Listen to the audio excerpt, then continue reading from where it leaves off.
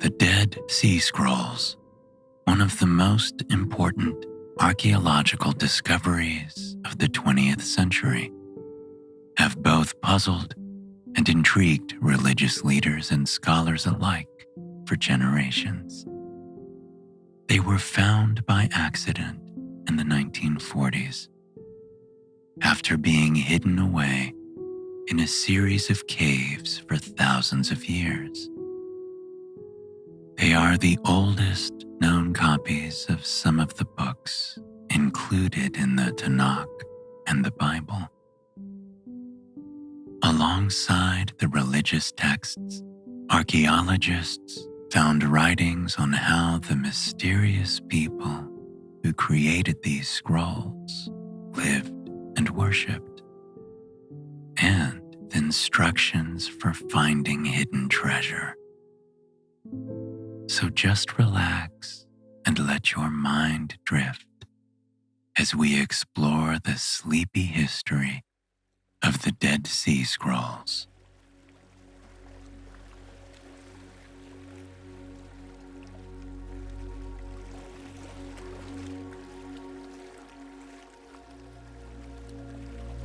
The sun glitters on the salty turquoise waters of the Dead Sea, the lowest place on Earth.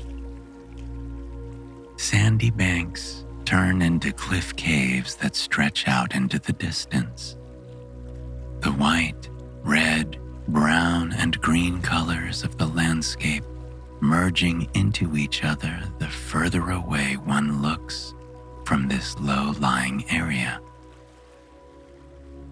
It's in these cliffs and mountainous caves that tonight's tale takes place. This quiet desert region and unique landscape hold a history stretching back thousands of years. Many different groups have called this place home and left behind traces of what life was like over the centuries. On the southwest shore of the sea, a few kilometers inland, lie the archaeological remains of a small Jewish sect near the old city of Qumran. The views from Qumran over the Dead Sea are magnificent, especially when the sun starts to lower in the sky, changing the colors of the sea and the mountains on the Jordanian side of the water into brilliant blues and oranges. It's not surprising that this was an important place to a sect that valued the wilderness. There were never long-term settlements along the shores of the Dead Sea because the body of water has such a high salt content that it's not suitable for drinking. No living organisms can survive here. But closer to the city of Jericho and near to where Qumran lies, there is a freshwater spring which would have made living in the region possible. In modern times, before the discovery of the approximately 2,000-year-old manuscripts, kept secret in their natural hiding spot in the caves, Qumran held little interest for explorers. In the 18th and early 19th centuries, there was some archaeological interest in the area.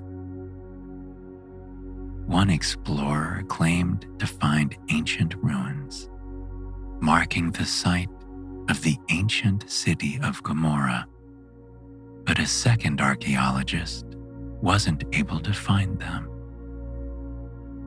The main finding at Qumran was a mysterious burial site that didn't follow the death and burial customs of either Christians or Muslims. Historians were confused about who the graves might have belonged to until the discovery of the Dead Sea Scrolls. It's hard to know where to begin the tale of the scrolls, as it spans so many centuries. But perhaps it's best to start with a boy wandering these hills with a herd of goats in 1946. He belonged to a Bedouin tribe, a nomadic group of peoples based in the Levant, the Arabian Peninsula, and North Africa. The cliffs of the Qumran caves may have been a route he took often, or one that he just ventured into for the first time that day. He most likely didn't expect to enter any of the caves. But according to one version of the tale, one of his goats had other plans. The animal ran away from the herd and disappeared into the mountainside.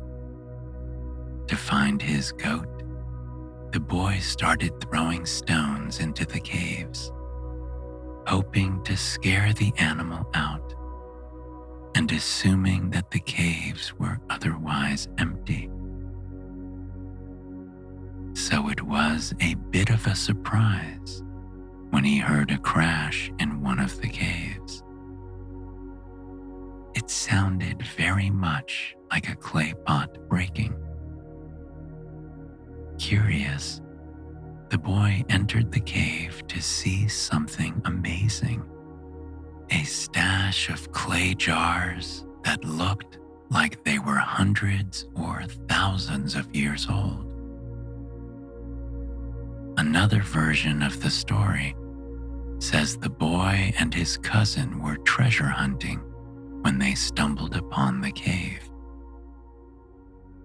Either way, he explored the cave, removing some of the ceramic bowls covering the jars to see what was inside. Many of the jars were empty or full of dirt, but some of them contained something wrapped in wax and linen. The boy carried the linen packages out of the cave where he could see better and slowly unwrapped them.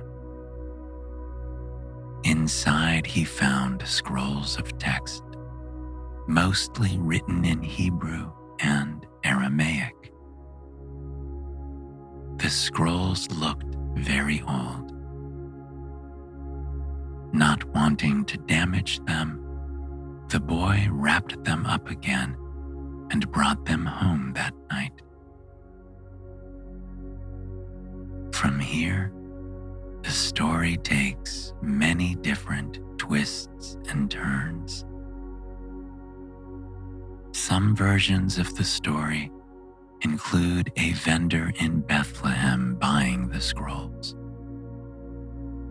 Another links them to an American investor bringing them to the US via an underground artifact marketplace. But no matter the route the scrolls took, they eventually found themselves back in the Middle East at the Israel Museum in Jerusalem. As word of the scrolls got around, it piqued the interest of archaeologists, historians, and other Bedouin groups that resided in the area near the caves. Over the next decade, a total of 11 caves containing texts and other archaeological remains, including pottery, fruit pits, and ritual baths, were found in the area. Interestingly, most of the caves containing historical artifacts were found by members of the Tamra Bedouin tribe who knew the area well, rather than archaeologists. These tribe members helped the archaeologists piece together the story of where the scrolls came from, who they belonged to, and the way of life of the people who had left them there. Since the scrolls were discovered, historians have worked diligently to study and verify the texts. One of the first things they did was to verify which cave the first scrolls came from, so that they could start to piece together if there were different types of texts in each cave and why. The scrolls are mostly from the time of the Hellenistic Empire or the Ptolemaic period. While there are several theories about who these scrolls belonged to and why they were in the caves, the most popular theory is that they were the property of the ascetic and religious sect of the Essenes. Archaeologists and historians can weave together stories of what happened in the past, but nothing is certain. In this story, we'll be sharing the most common and evidence-based findings about the scrolls and the community that used to live near Qumran. Hellenistic Jewish writers, archaeological evidence, and the content of the scrolls have helped to paint the story about the rules and culture of this group of people, and theories about why these scrolls were abandoned or left hidden in the caves. The collection of scrolls contained copies of some of the books of the Tanakh, sometimes called the Hebrew Bible, and other religious texts, including some texts unique to the Essenes. These texts are important to the Abrahamic religions, Judaism, Christianity, and Islam. If you're familiar with the Torah, it comprises the first 5 books of the Tanakh. The Old Testament shares the same books as the Tanakh, but they are organized differently and have other subtle differences depending on the version. The Quran has stories that overlap with those found in the Old Testament and references the Torah. Before these caves were discovered, the most recent versions of the Tanakh were from the 9th or 10th centuries CE.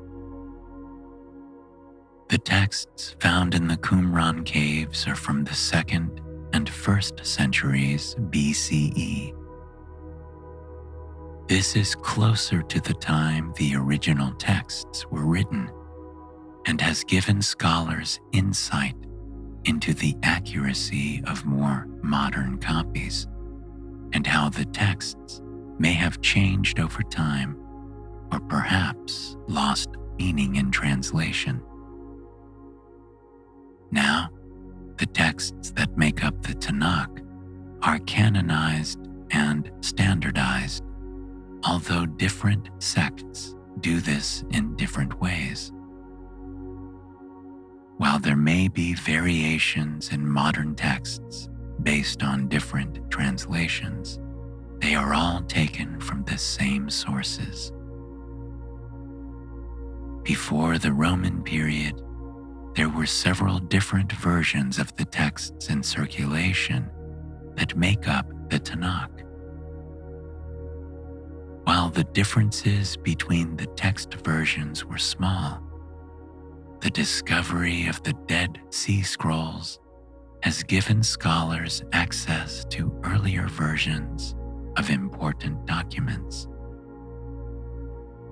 The Dead Sea Scrolls also contained works with unique textual commentaries not found elsewhere in Jewish writings.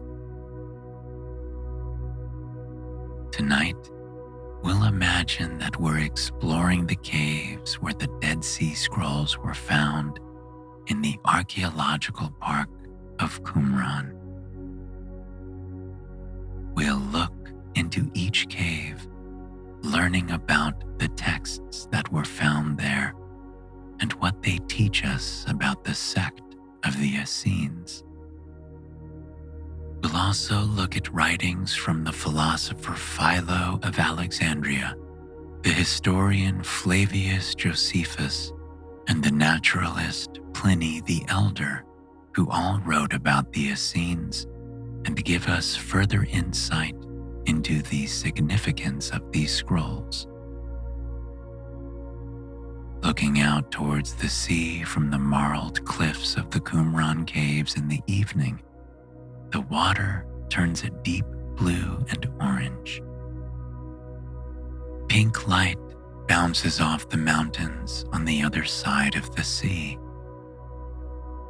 Let's enter the cave where the Bedouin boy found the first scroll,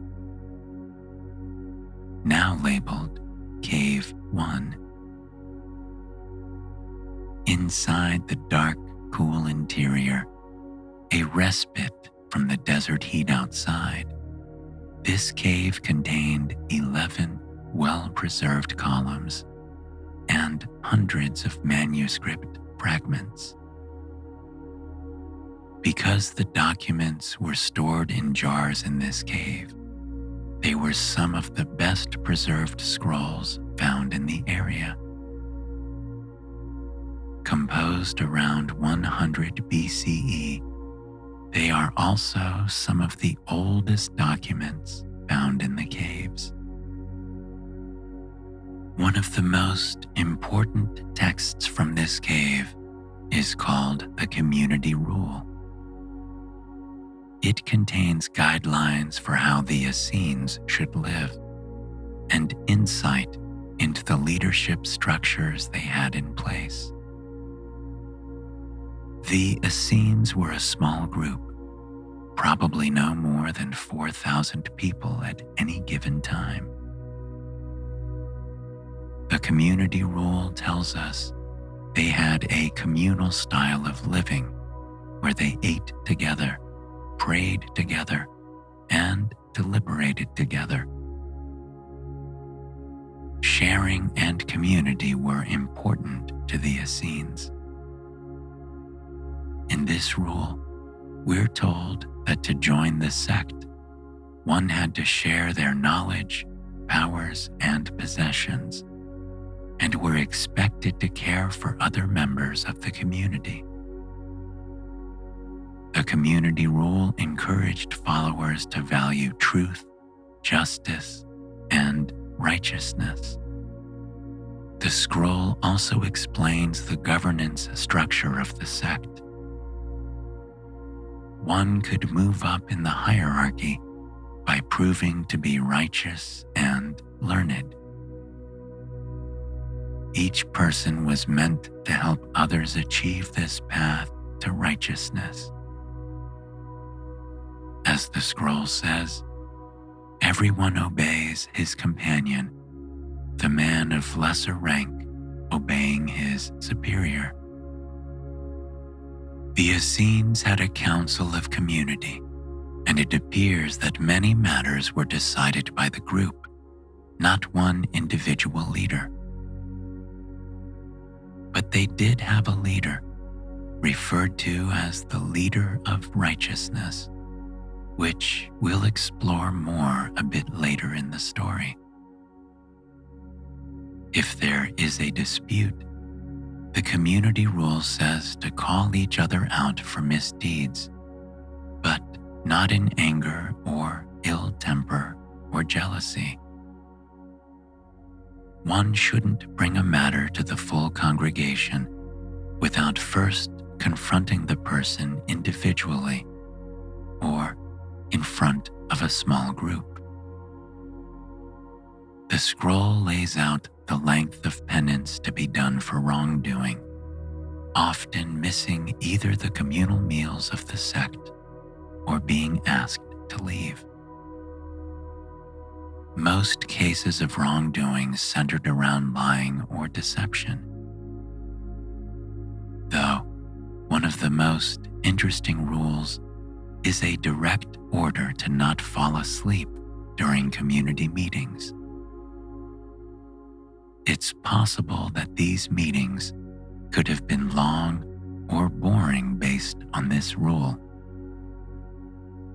Another scroll found in this cave has been dubbed the Rule of the Congregation. This document is another series of rules, but instead of dictating day-to-day behavior, the Rule of the Congregation outlines instructions for the last days. One other interesting set of fragments from this cave is the Thanksgiving Hymns, a collection of prayers that may have been written by the teacher of righteousness, the leader of the Essenes. The hymns mostly center on the themes of knowledge and salvation. Writings from Philo of Alexandria give us a clue to how these hymns may have been used by the Essenes. Philo reported that at the feast of Shavuot, after reading from the scriptures, the leader of the Essenes recited a hymn. One other notable scroll from this cave is the Genesis Apocryphon, which retells some of the stories of Noah and Abraham from the book of Genesis. The text is interesting because it is part textual commentary and part an expansion or rewriting of the standardized Genesis narrative.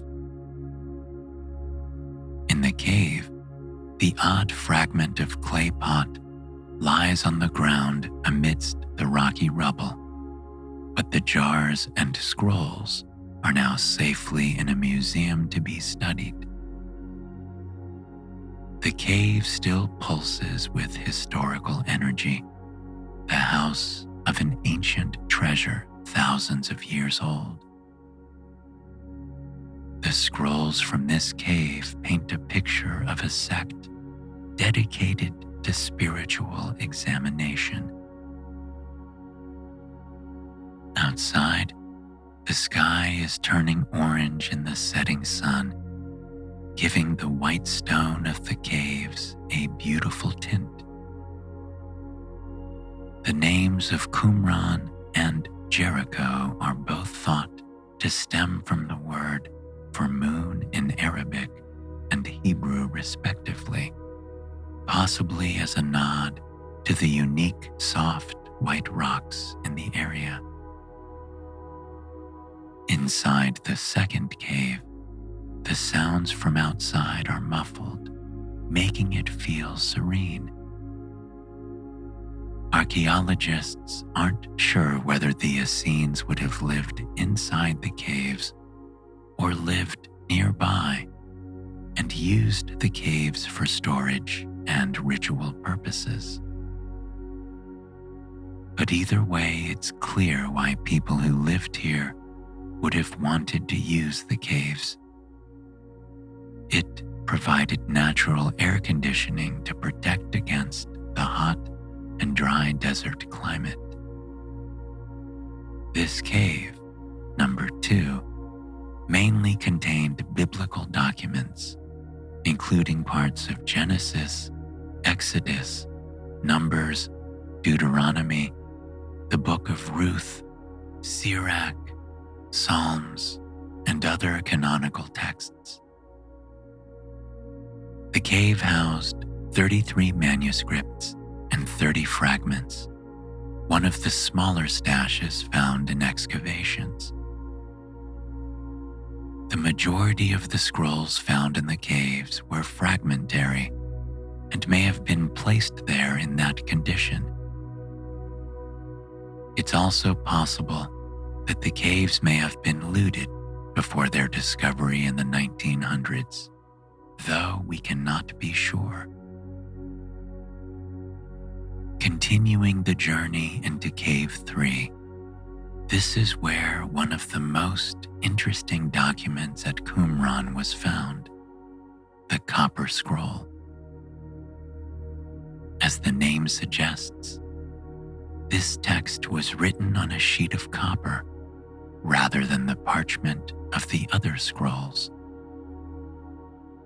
The scroll, or tablet, was originally around 8 feet in length, but by the time archaeologists found it, the tablet had been split in two.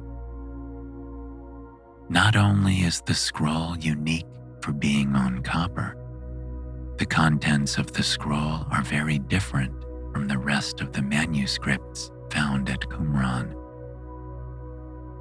While most of the other texts are literary or rules-based, the Copper Scroll contains a list of buried treasure, including a lot of gold and silver. The meaning of this document is still a mystery to those studying the Dead Sea Scrolls. The first translator to study it thought that this text may have been from a different group, not the Essenes, because it didn't match anything else found in the caves. He thought that perhaps someone had come across the hiding place of the scrolls and left their own treasure map there as well.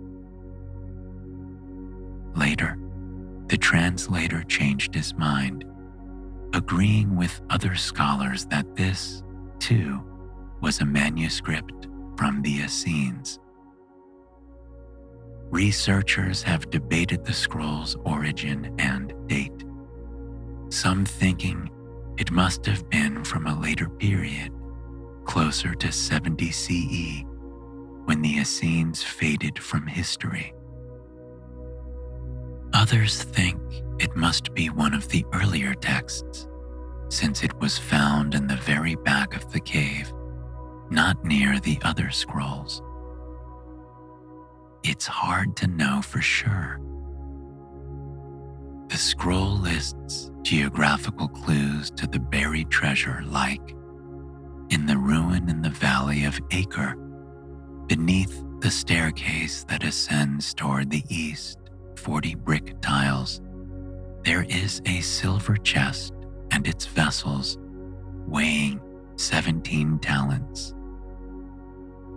Or, between the 2 olive presses that are in the valley, in their very midst, buried 3 cubits, there are 2 pots full of silver. The question remains, is the treasure real? Nobody knows for sure. But this list of treasure may give us valuable insight into this region at the time the Essenes would have lived there. The Copper Scroll lists certain treasures of Skaka, including a water conduit and a dam, both of which were found at Qumran. The Book of Joshua also mentions Skaka, which means the modern region of Qumran may have been the ancient Skaka. Will any of the other treasures on the tablet be found? The Copper Scroll is currently in the Jordan Museum of Amman. Perhaps one day, someone will crack the code and find more ancient treasures. Leaving the third cave, the last line of light can be seen sinking behind the mountains and glittering on the lake, but there's still much exploring to be done. The fourth cave holds another important document for the Essenes, the Damascus Rule. Some 50 years before the Bedouin boy found the Dead Sea Scrolls, 2 copies of the Damascus Rule were found in the Cairo Geniza. This is a collection of around 400,000 Jewish manuscripts and manuscript fragments spanning centuries from different Jewish communities in the Mediterranean, Near East, and North Africa. The documents were found in the storeroom in an old synagogue in Cairo. But despite 3 copies being found, no full text has survived, and there are some discrepancies between the 2 different versions of the text found in Cairo. Still, it is interesting to scholars because it gives commentaries on the biblical texts that haven't been found elsewhere in Jewish discourse. The Damascus Rule contains 2 sections. The first is from the guardian of the community, addressing the sons of the community on the themes of the sect's teachings. The second is a collection of biblical laws and the sect's interpretation of them. In this document, there are also laws specific to the sect of the Essenes. In the first part of the scroll, there is some overlap with the community rule. The guardian encourages sect members to be faithful to their customs and beliefs. In the second part, we get unique biblical interpretations. For example, there's a biblical passage about being exiled past Damascus if the Hebrews don't abandon their idol worship. In this text, the passage is reinterpreted as a message of salvation and freedom rather than exile. The Essenes reveled in spiritual examination and reinterpretation of the fundamentals of the Jewish faith. They disagreed with mainstream Jewish leadership of the time. So, instead of worshiping in Jerusalem, the center of the Jewish faith, they believed that God dwelled in their midst, like a tabernacle in the Judean wilderness. To better understand the context of this scroll and the Essenes' political leanings, we first need to learn about the kingdom of Judah and the leading theory on how the Essenes came to be. In Judah, there were a group of people called the Zadokites, who were priests in the Temple of Jerusalem. They believed that they were descended from Aaron, Moses' brother. It's believed that at some point, a group of these priests left the temple and started their own sect, the Essenes. The reason historians have made this connection is because of a pun. Many Jewish texts lean into wordplay, and the community rule appears to be no exception. Morah HaTzadik in Hebrew means the teacher of righteousness.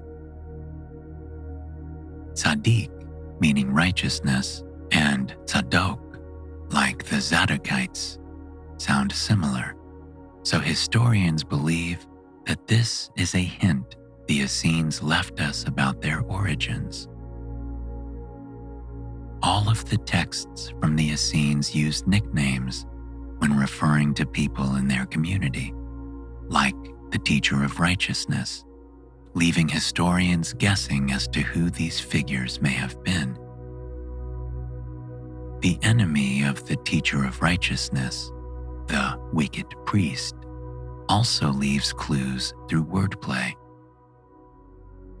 HaKohen HaRasha, the wicked priest, is similar to the word HaKohen HaRosh, which means high priest.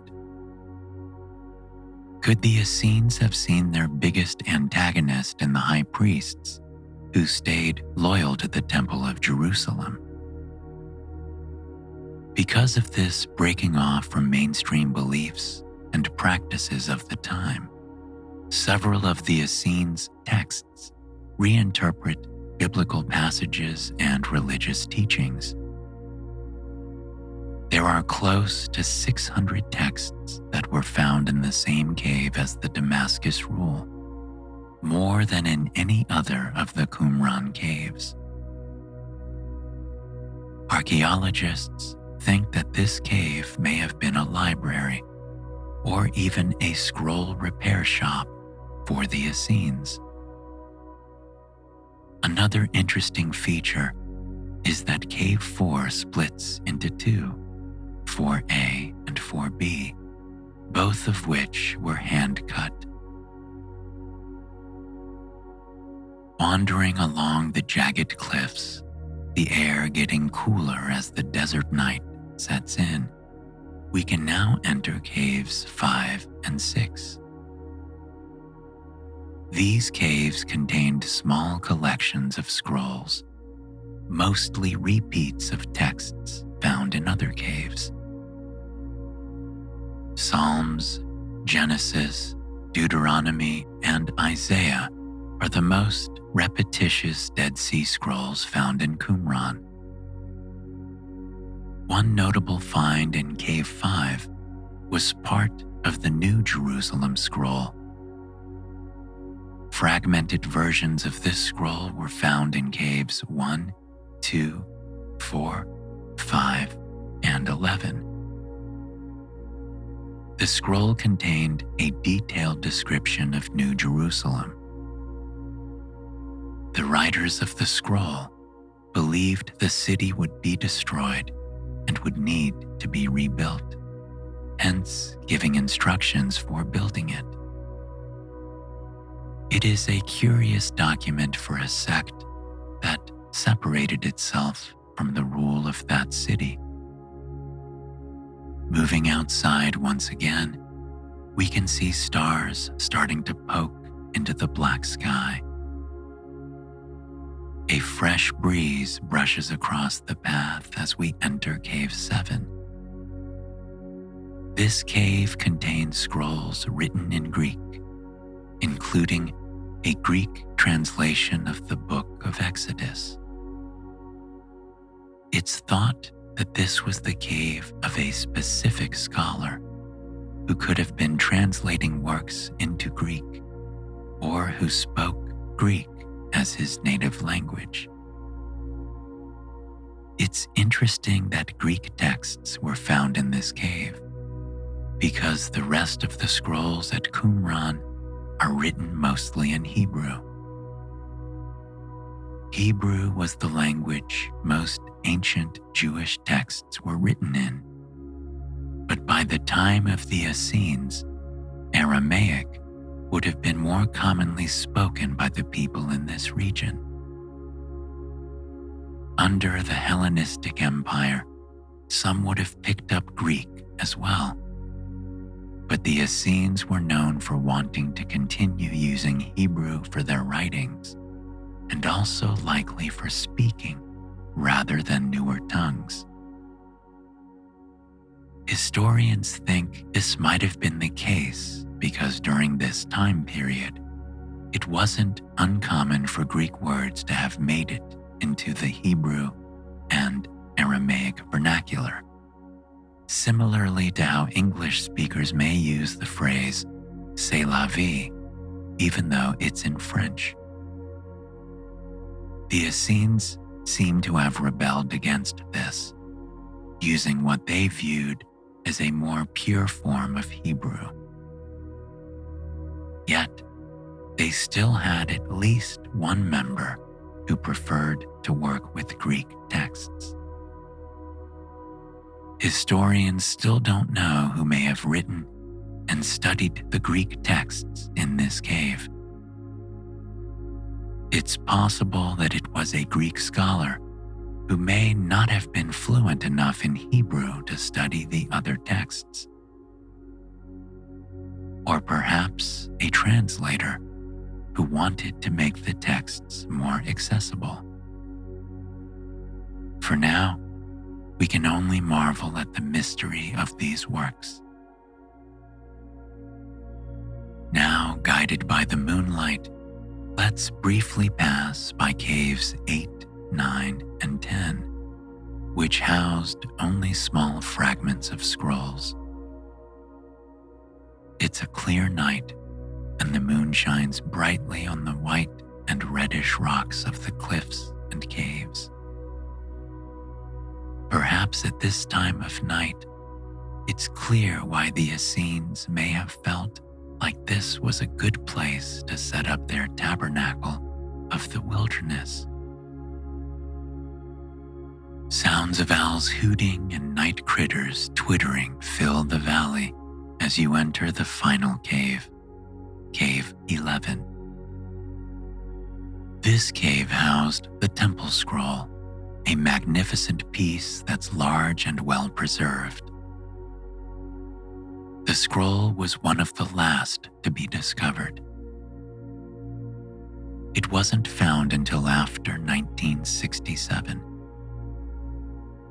It's also the physically longest document found in the caves, measuring over 28 feet. Like many of the Dead Sea Scrolls, the Temple Scroll is a document of rules and regulations, this one for building the Jerusalem Temple. The document covers how the temple should be constructed and with which materials.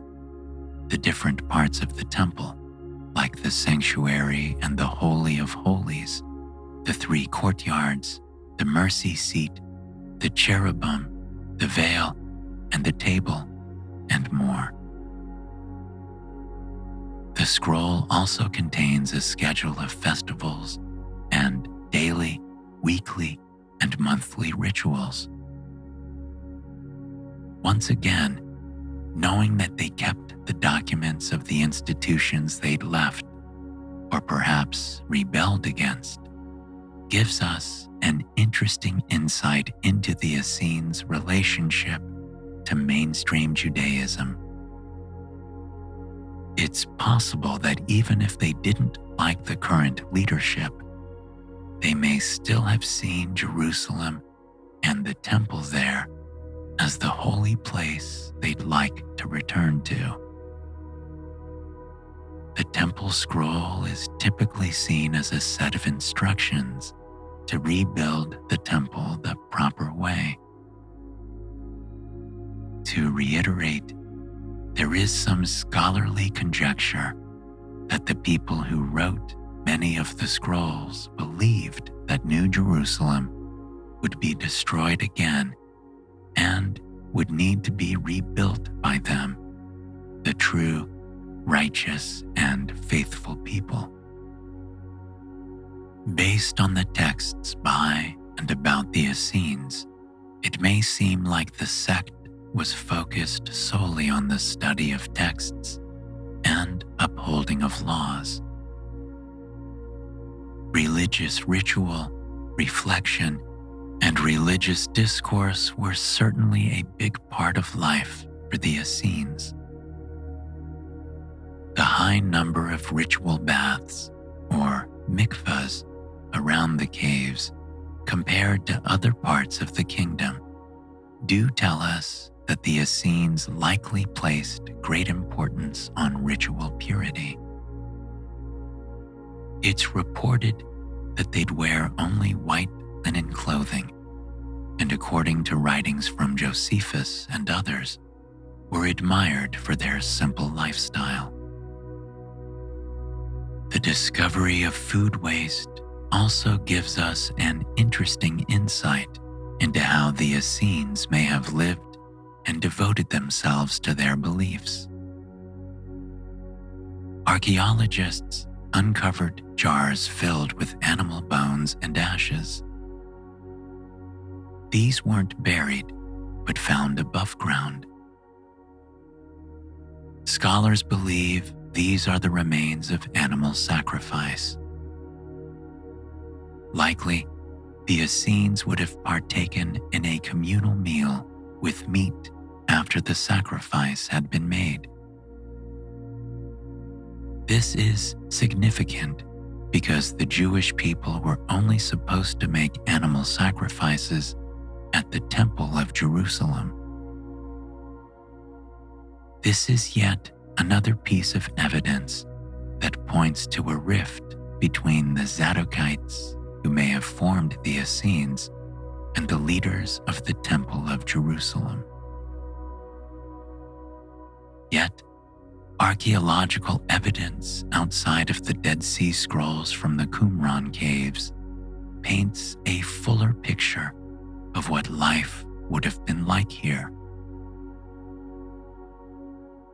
Archaeologists have uncovered pottery-making stations, fruit pits, and other remnants of the past that show us that, in addition to religious work, the Essenes may also have made pottery, worked the land, and performed other trades or services to the wider community.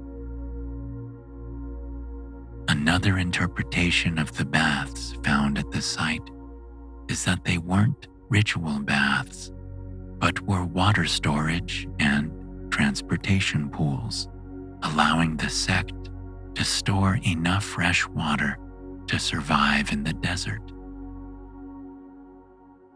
The meaning of these baths is still being debated by historians, so we can't say for sure whether they served a ritual purpose or not. But the prevailing theory is that they were used as ritual baths. To join the sect, one had to go through a rigorous process that would take 2 to 3 years. One couldn't be born into the sect. Even if your parents were part of it, you had to wait until you were 20 to join. According to writings from the time of the Essenes, they were a prophetic sect. They were known for fostering prophets with a futuristic vision and were prepared for the last days. They also believed that everything was predetermined and there was no free will. Despite this meditation on the future, the Essenes encouraged focus on the present moment. It was not a sect heavily concerned with the afterlife. Perhaps because they believed there was no free will, they may have felt that every moment was a spiritual gift to be cherished. The Essenes lived in these hills until about 68 CE, when the Romans took over. Historians still don't know for sure why all the scrolls were left in these caves. Perhaps the sect had to flee, or maybe they'd left them here as storage, planning to return one day. Whatever the reason for the scrolls being here, the caves did their job of keeping the texts safe for thousands of years. Now, they're in the hands of people who can continue to examine them and learn about the sect, the region, and other groups they may have interacted with at the time. Safely tucked away in museums in Israel, Palestine, and Jordan, many of the scrolls and fragments are on display for visitors or in virtual libraries online. For many more years to come, people will be able to learn about the Essenes and see the works they created. Exiting this last cave, the cool night air is pleasant and refreshing after a hot, sunny day filled with explorations. But now, it's time for us to leave the starry desert sky, the soft stone caves, and the salty water of the Dead Sea, and make our way towards sleep.